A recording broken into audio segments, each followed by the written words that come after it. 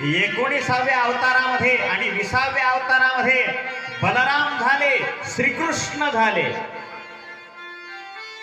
आणि या पृथ्वीवरला सगळा दुष्टाचा भार भगवंतांनी कमी केला।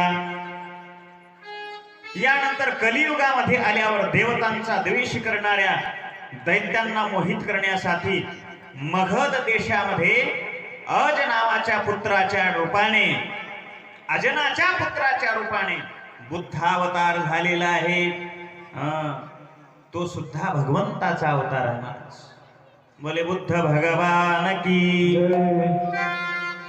यापुढे कलियुगामध्ये समाप्त होण्याचा काळ जेव्हा येईल, राजे लोक लुटारू सारखे जेव्हा वागतील, तेव्हा या जगाचं रक्षण करण्यासाठी भगवान विष्णू यश नावाच्या ब्राह्मणाच्या घरी कल्की रूपाने अवतार घेणार आहे। पुढचा अवतार सांगून